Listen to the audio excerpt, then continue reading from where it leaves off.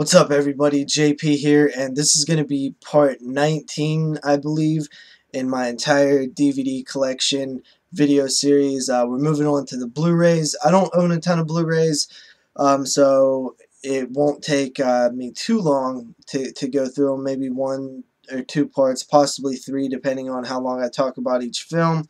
But first, I figured I would do the few non-horror stuff I have, because I only own a few non-horror Blu-rays, so I figured I'd just go through them. And yeah, first up is Donnie Darko. Some might say that Donnie Darko has a little bit of horror to it. I'm not sure how much, but it's a great movie. I remember being in middle school, buying it, and we was at the mall. Me and a bunch of friends took it home and watched it, and everybody hated it. Just hated it. Everybody really gave me a hard time for that for a while, but I really liked it, and and most of the movies that I picked out, everybody ended up hating. So Donnie Darko, yeah, it's really awesome. That's a 4-disc Blu-ray thing, so it's like really heavy. It's kind of weird. After that, we have Terminated 2. You guys would probably notice that, like, out of the few non-horror things I buy, I usually only buy, like, stuff that is my favorite film, like some of my favorite films. And Terminated 2 is one of my all-time favorites, top 5 non-horror. Just a great sequel. I think it's one of the best sequels ever made, if not the best. It's just, the whole movie is just so well paced. There's always something happening. It's such a great movie. Yeah, so Terminated 2, great stuff there. After that, I showed the box set thing, and it's the Goonies, which is, possibly my favorite film of all time. That's non-horror or whatever. The Goonies is awesome. Love how the kids interact with each other and actually sound like kids, talk like kids and stuff. It's a cool movie. It's made me want to go outside and find a cave and go on an adventure and treasure hunt and stuff. It definitely had a huge influence on me as a kid. I watched this movie a ton. So yeah, the Goonies. After that, we have Full Metal Jacket, and this might be one of the first films I've ever seen in my life, according to my mother. I was a kid watching this over and over again. I've seen this film probably more than any other film ever. I could practically recite the whole movie. It's a great movie, and it's more than just a war film to me. And yeah, Full Metal Jacket's absolutely amazing. And moving on to the actual horror now. The first one up, I bought this used, and I really hate this edition. It's not really an edition, but I just hate this, how I picked this up. And it's Grace. It's in a DVD case, which just bothers me so much. I hate like the way it fits on the shelf compared to the other Blu-rays and stuff. But I actually picked this up for like $1 something at like an FYE. Or something like that. I think it was an FYE.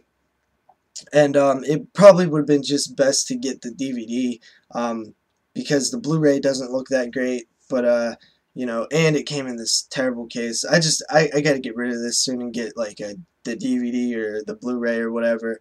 But the Grace movie itself was pretty decent.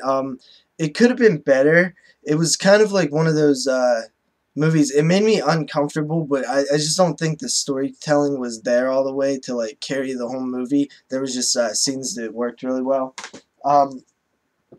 And next up, we have the first Blu-ray I ever bought, and it is American Psycho. When I first seen this, I wasn't, I didn't really, I kind of had a bad vibe with this movie.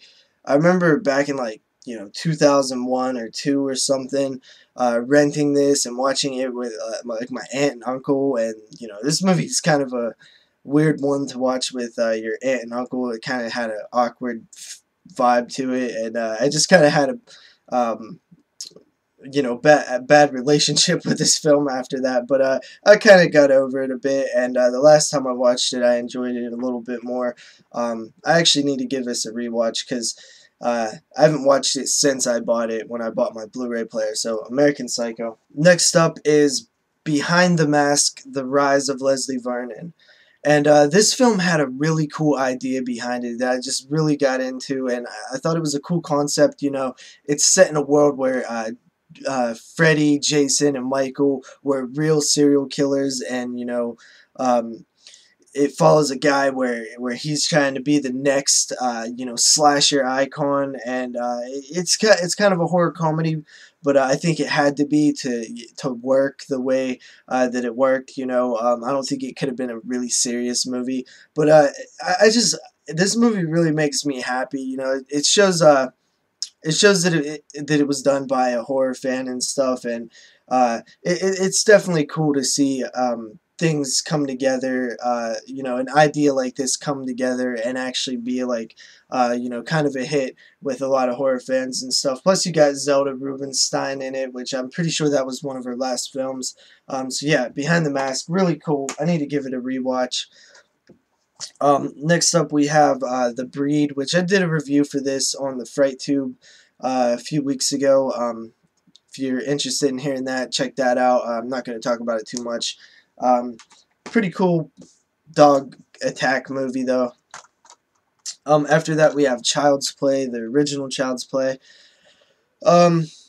Child's Play is awesome. I prefer Child's Play 2 a little bit more. I love the ending of Child's Play 2 in the factory, really creepy stuff there. But I remember the scene that stands out and shines the most to me in the first one is when the mom first finds out Chucky's alive and stuff, and he flips out. He's all going crazy and stuff. That's awesome.